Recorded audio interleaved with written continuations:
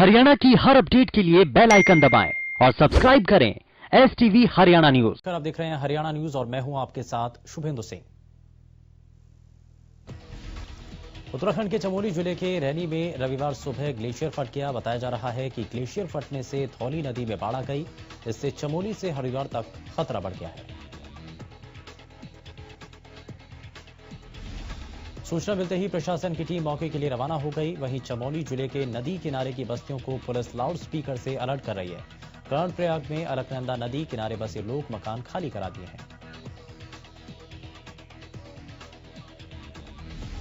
ऋषिगंगा और Tapovan hydro project पूरी तरह ध्वस्त हो गए। हादसे के बाद देश के राष्ट्रपति और प्रधानमंत्री ने ट्वीट कर अपनी संवेदना जाहिर की। वहीं उत्तराखंड के सीएम ने ट्वीट कर लोगों से अफवाहों से बचने की सलाह दी है। रोहतक में एक सामाजिक कार्यक्रम में रंग बिरंगे गुब्बारों से रौनक बढ़ाना आयोजकों को महंगा पड़ा। करीब 85 फीट ऊंचे राष्ट्रीय ध्वज के इनॉग्रेशन कार्यक्रम में नाइट्रोजन से भरे सैकड़ों गुब्बारों में आग लग गई, जिसके बाद बीजेपी नेता समेत करीब आधा दर्जन लोग झुलस गए। आग लगने के बाद अफरा तफरी मच गई और आयोजकों ने पूर्व मंत्री के सिर के जले हुए हिस्से में पानी डाला। नाइट्रोजन से भरे गुब्बारों को आसमान में छोड़ना था, लेकिन उससे पहले ही हादसा हो गया। हादसे के बाद मौजूद व्यक्ति ने पानी डाल आग बुझाई। किसानों का आंदोलन का 74वां दिन भी जारी रहा और कृषि कानूनों को रद्द किए जाने और न्यूनतम समर्थन मूल्य की गारंटी मांग कर रहे किसानों का आंदोलन जारी है।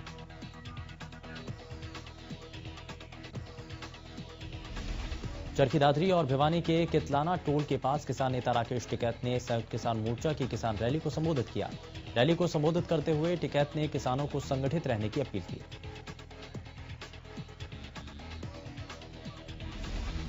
टिकैत ने कहा कि कृषि कानून वापस नहीं होते हैं तो अनाज तिजोरियों में रखने का सामान बन जाएगा।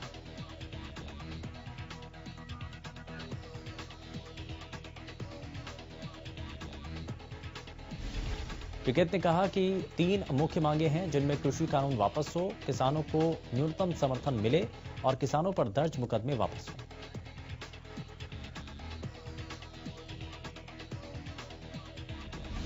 कृषि कानूनों के खिलाफ रविवार को नूह में हरियाणा राजस्थान बॉर्डर पर किसान महापंचायत का आयोजन किया गया। महापंचायत में किसान नेता राकेश टिकैत के बेटे गौरव टिकैत, किसान नेता गुरनाम सिंह चढ़ूनी ने इस दौरान शिरकत की। गुरनाम सिंह चढ़ूनी ने महापंचायत को संबोधित करते हुए कहा कि जब तक सरकार कानूनों को वापस नहीं लेती और MSP की गारंटी नहीं देती, किसान घर वापस नहीं जाएगा। ये लड़ाई पेट की है। अगर तीनों कृषि कानून वापस नहीं हुए तो देश एक बार फिर पूंजीपतियों का गुलाम हो जाएगा। देश में आज 45% बच्चों को 2 समय का खाना नसीब नहीं हो रहा। 20 साल में करीब 4 लाख किसान आत्महत्या कर चुके हैं। पूंजीपतियों ने सरकार से 15 लाख करोड़ रुपए जब्त कर लिए हैं। विधानसभा से इस्तीफा देने के बाद इनेलो नेता अभय चौटाला पहली बार टोहाना पहुंचे। इस दौरान अभय चौटाला ने समैन गांव में किसान जन जागरण अभियान के तहत जनसभा को संबोधित किया।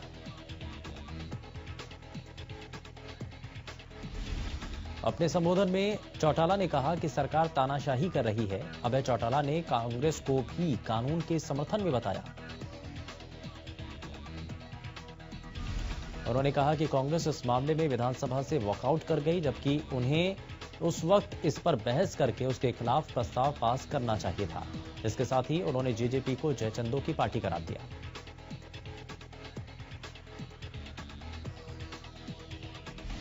पलवल में रविवार को धरना स्थल पर किसान नेता गुरनाम सिंह चढ़ूनी किसानों को संबोधित उन्होंने किया।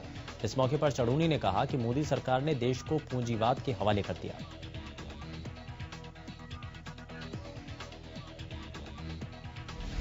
आज भोजन चंद लोगों के गोदामों में भेजने की कोशिश की जा रही है। भोजन कोई व्यापार नहीं है। जो कानून केंद्र सरकार ने बनाए हैं, ये कृषि कानून नहीं, कृषि व्यापार कानून है।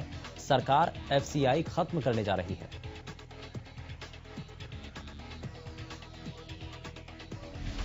फसलों का पूरा व्यापार व्यापारी करेंगे और फसलों को जरूरी नहीं भारत से ही खरीदें। वो पूरी दुनिया में जहां से अनाज सबसे सस्ता मिलेगा वहां से खरीदेंगे और विश्व मार्केट से ज्यादा भाव किसानों को नहीं मिलेगा और किसान को इससे सीधा नुकसान होगा।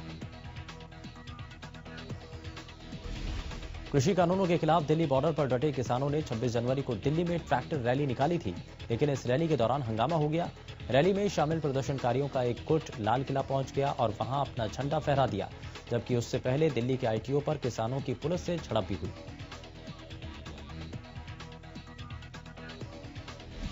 संयुक्त किसान मोर्चा ने 26 जनवरी के ट्रैक्टर मार्च के दौरान तय रूट का उल्लंघन करने के लिए 2 किसान नेताओं आजाद किसान समिति के अध्यक्ष हरपाल संघ और भारतीय किसान यूनियन के सुरजीत सिंह फूल को निलंबित कर दिया।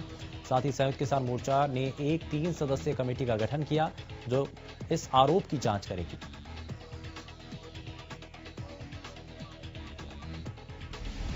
टीकरी बॉर्डर पर जारी किसान आंदोलन के दौरान किसानों की मौत का सिलसिला जारी है। इसी कड़ी में 3 किसानों ने दम तोड़ा। जींद के गांव सिंगवाल के रहने वाले किसान ने फांसी लगाकर आत्महत्या कर ली।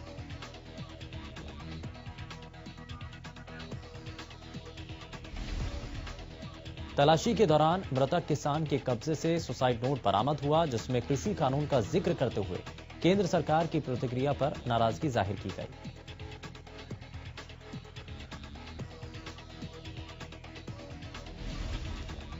उधर टीकरी बॉर्डर पर पंजाब के रहने वाले 2 किसानों की मौत हार्ट अटैक से हुई। मृतक किसानों के साथियों का कहना है कि ये दोनों किसान लंबे वक्त से किसान आंदोलन से जुड़े हुए थे।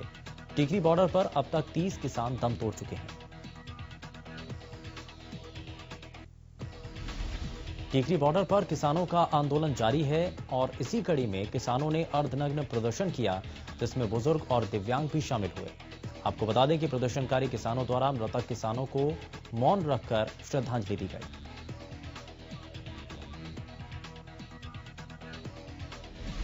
इस दौरान किसानों ने कहा कि सरकार बात नहीं मान रही, आंदोलन तीखा होना चाहिए। वहीं बुजुर्ग किसान का कहना है कि आंदोलन में ही जान देंगे, लेकिन कृषि कानून रद्द करवाकर ही वापस लौटेंगे।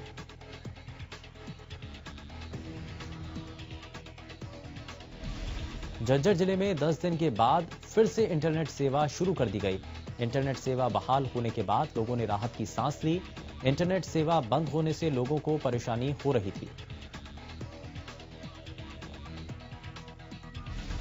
10 दिन से बच्चों की ऑनलाइन क्लास में परेशानी आ रही थी। साथ ही लोगों में नाराजगी थी कि इंटरनेट सेवा बंद होने से डिजिटल इंडिया के लक्ष्य को गहरा असर पड़ा है।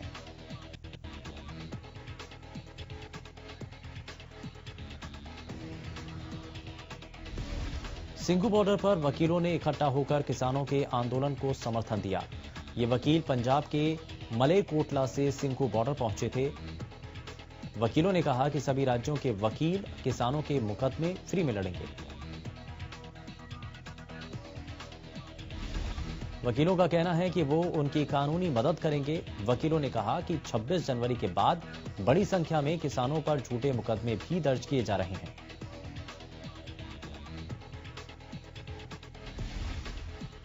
हांसी लघु सचिवालय पर उस वक्त अफरा तफरी का माहौल बन गया जब किसान आंदोलन के समर्थन में धरना दे रहे वकीलों पर एक युवक ने तेज रफ्तार कार चढ़ाने की कोशिश की। वकीलों ने बड़ी मुश्किल से इधर उधर भागकर अपनी जान बचाई और तेज रफ्तार कार धरना स्थल के बीचों बीच से सीधे निकल गई। घटना के बाद पुलिस ने कार का पीछा करते हुए कार चालक और उसमें सवार युवकों को अडाना के पास पकड़ा और वकीलों ने कहा कार में सवार युवक नशे में धुत थे।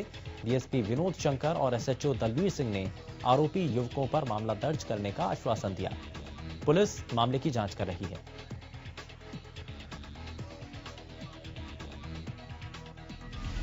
कृषि कानूनों के खिलाफ किसानों का आंदोलन 74वें दिन भी जारी रहा। दिल्ली के सिंघू बॉर्डर पर प्रदर्शनी लगाए एक शख्स ने बताया कि उनका बेटा आर्टिस्ट है और कनाडा में रहता है। आंदोलन में जो किसान शहीद हुए उन्होंने उनकी पेंटिंग बनाकर भेजी है।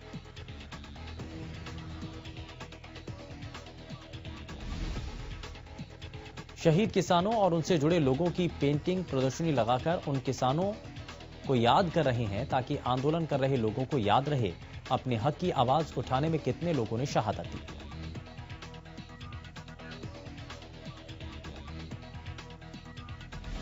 ढासा बॉर्डर पर चल रहे किसान आंदोलन को समर्थन देने दिल्ली से पूर्व सांसद महाबल मिश्रा पहुंचे। इस दौरान किसानों को समर्थन देते हुए केंद्र सरकार से तीनों कानूनों को रद्द करने की मांग की।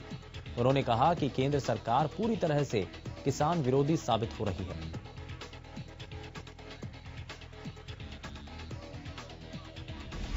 किसान पिछले 2 महीने से धरना प्रदर्शन कर रहे हैं, लेकिन उनकी मांगों को पूरा करने के लिए प्रयास नहीं कर रही।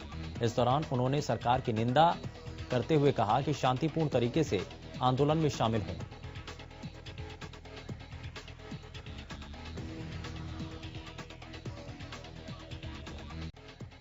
कोरोना के कारण लंबे समय के बाद सीएम मनोहर लाल ने करनाल में एक बार फिर से राहगिरी कार्यक्रम की शुरुआत की। कार्यक्रम में सीएम ने पेंटिंग करते हुए बच्चों के साथ बैठकर उनकी पेंटिंग कला देखी। वहीं सीएम मनोहर लाल ने कहा कि हर कार्यक्रम की एक थीम होती है। सीएम ने कहा कि आगे भी कोई कार्यक्रम होगा तो उसकी थीम होनी चाहिए। आपको बता दें कि इस राहगिरी कार्यक्रम की थीम सड़क सुरक्षा रही और वहां पहुंचे सभी लोगों को सीएम ने ट्रैफिक नियमों का पालन करने की शपथ दिलाई। सीएम ने करनाल को लगभग 86 करोड़ रुपए के विकास कार्यों की सौगात दी। इस दौरान सीएम ने 6 परियोजनाओं का उद्घाटन और 18 परियोजनाओं का शिलान्यास किया। साथ ही करनाल महिला स्वयं सहायता समूह को ऋण भी वितरित किए। कृषि कानूनों पर विदेशी कलाकारों के ट्वीट पर सीएम ने कहा कि यह अशोभनीय है और ये हमारा आंतरिक मामला है, हम सुलझा लेंगे। वहीं सीएम ने किसान आंदोलन पर कहा कि प्रधानमंत्री ने भी बातचीत का रास्ता महज एक कॉल की दूरी पर है कहा है और जल्द बातचीत का रास्ता खुलेगा। सिरसा में पत्रकारों से बातचीत करते हुए शिक्षा मंत्री कंवरपाल गुर्जर ने बड़ा बयान दिया। शिक्षा मंत्री ने कहा कि कृषि कानून में कॉन्ट्रैक्ट फार्मिंग की कोई बाध्यता नहीं, विकल्प सीधा किसान के हाथ में। उन्होंने किसान आंदोलन के पीछे विदेशी ताकतों का हाथ बताया। साथ ही कहा कि कोरोना के बाद चीन से बड़ी संख्या में उद्योग पलायन कर रहे हैं। ऐसे में चीन नहीं चाहता कि भारत में उद्योग स्थापित हो। चीन का भी हाथ किसान आंदोलन के पीछे है। वहीं अभय सिंह चौटाला के इस्तीफे के बाद सरकार गिरने के बयान पर कंवरपाल गुर्जर ने कटाक्ष किया और कहा कि ख्वाब में हलवा खाने में कोई दिक्कत नहीं, सरकार बढ़िया चल रही है और आगे भी चलेगी। उन्होंने कहा कि लोकतंत्र में बातें सुननी भी चाहिए। उकराना के गांव खेदड़ में किसान सम्मान समारोह आयोजित किया गया, जिसमें एलनाबाद से पूर्व विधायक अभय सिंह चौटाला पहुंचे, जहां चौटाला ने लोगों को संबोधित करते हुए कांग्रेस और बीजेपी पर निशाना साधा। वहीं महम से निर्दलीय विधायक बलराज कुंडू पर बोलते हुए अभय सिंह ने कहा कि वो अभी बच्चा है और राजनीति में नया नया आया है। कुंडू को अपने गिरेबान में झांक लेना चाहिए, यही उसके लिए सही रहेगा।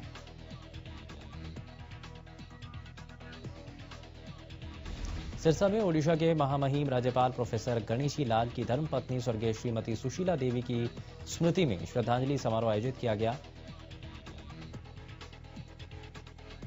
एक निजी पैलेस में आयोजित श्रद्धांजलि समारोह में बीजेपी प्रदेश अध्यक्ष ओम प्रकाश धनखड़, डिप्टी सीएम दुष्यंत चौटाला और शिक्षा मंत्री कंवरपाल गुर्जर, हरियाणा डिप्टी स्पीकर रणबीर गंगवा, पूर्व मंत्री रामविलास शर्मा, श्री बाबा तारा कुटिया के मुख्य सेवक गोविंद कांडा, पूर्व मंत्री विपुल गोयल, सांसद राम कुमार जांगड़ा समेत कई प्रमुख लोगों ने श्रीमती सुशीला देवी को श्रद्धांजलि अर्पित की।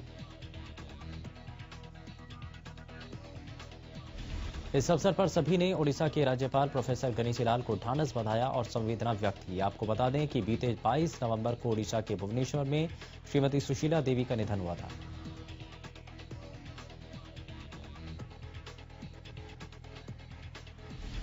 आयुर्वेदिक डॉक्टर के सर्जरी को मंजूरी मिलने का सरकार के फैसले के खिलाफ सिरसा में आईएमए के डॉक्टरों ने आज भूख हड़ताल की।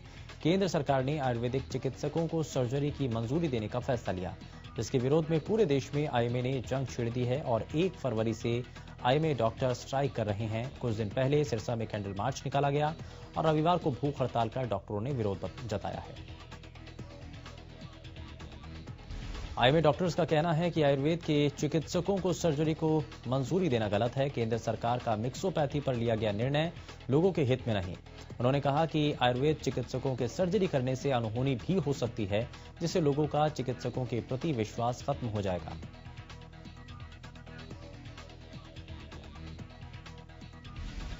कैथल में सीटू के बैनर तले आंगनवाड़ी वर्कर, आशा वर्कर, मनरेगा मजदूर यूनियन के वर्कर, नगरपालिका वर्कर और अन्य कई कर्मचारी संगठनों ने रोष मार्च निकाला और सरकार विरोधी नारे लगाए।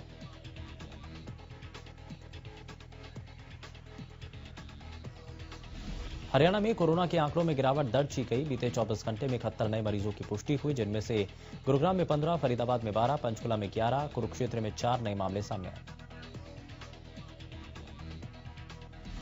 बीते 24 घंटे में 112 कोरोना मरीज ठीक होकर घर लौटे। वहीं एक दिन में कोरोना से मौत का कोई मामला सामने नहीं आया। आपको बता दें कि हरियाणा में कुल 2,68,364 मामलों की पुष्टि हुई, जबकि कुल 2,64,000 से ज्यादा मरीज ठीक हुए। गोवाना में लगातार कोरोना संक्रमण को लेकर स्थिति बदलती जा रही है। दरअसल गोवाना में पिछले 20 दिनों में कोई भी कोरोना पॉजिटिव केस नहीं मिला। नागरिक अस्पताल के एसएमओ डॉक्टर करमबीर शर्मा ने बताया कि कोरोना संक्रमण मरीजों की संख्या कम होने से मेडिकल में सर्जरी भी शुरू कर दी गई है। उन्होंने बताया कि लगातार मेडिकल में ओपीडी की संख्या भी बढ़ती जा रही है और मेडिकल में आने वाले नॉन कोविड मरीजों को दाखिल भी करना शुरू कर दिया गया है। पहले कोविड मरीजों को देखते हुए मेडिकल में ओपीडी सेवा को कम कर दिया गया था।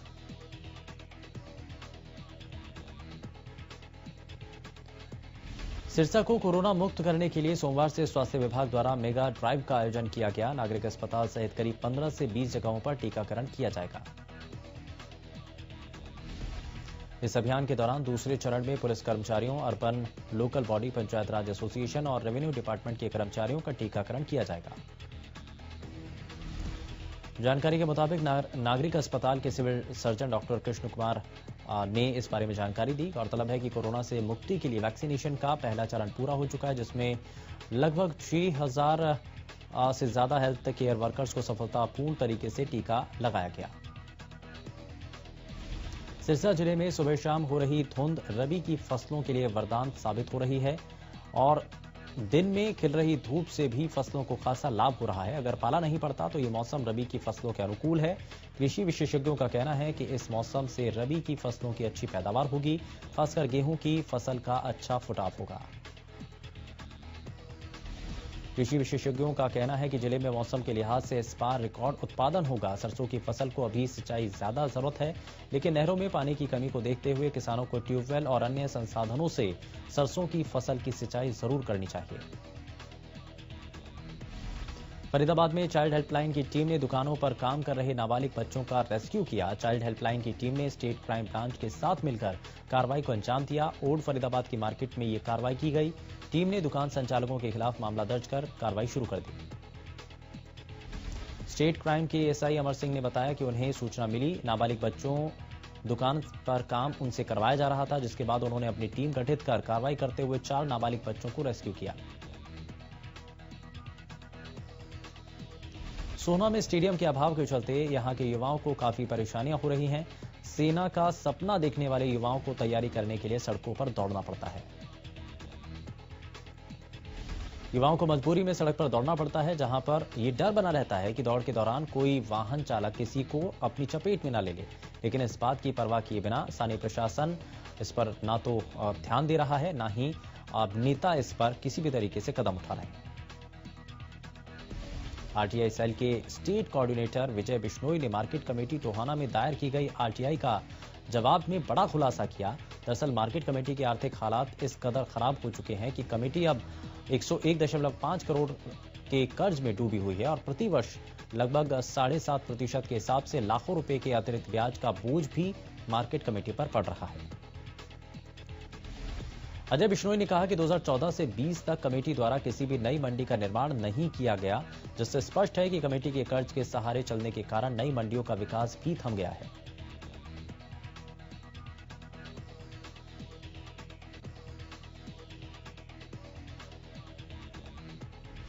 फरीदाबाद के स्वास्थ्य विभाग ने रविवार को एक बड़ी कार्रवाई करते हुए अवैध रूप से गर्भपात करने वाली फर्जी महिला डॉक्टर को गिरफ्तार किया है।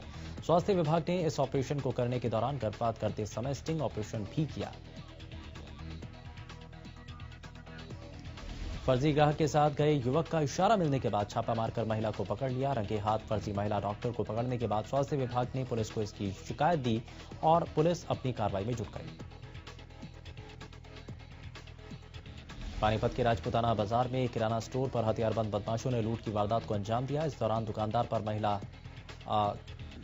जो वहां पर मौजूद थे और वहां पर हमला किया गया और दुकानदार संजय मेहता घायल हो गए। इस दौरान जिन्हें उपचार के लिए सामान्य अस्पताल में भेजा गया। मामले की जानकारी पुलिस को भी दी गई। मौके पर पहुंची पुलिस ने जांच शुरू कर दी है। पीड़ित ने बताया कि जब वो रात के समय अपनी दुकान को बंद कर घर जाने की तैयारी में थे, तब कुछ बदमाश मौके पर पहुंचे और उनके गले में हाथ डालने लगे। विरोध करने पर बदमाशों ने उन पर तेजधार हथियार से हमला कर दिया। कैथल पुलिस को बड़ी कामयाबी हासिल हुई। पुलिस ने 3 बदमाशों को गिरफ्तार किया। पुलिस ने मामला दर्ज कर आगे की कार्रवाई शुरू कर दी है।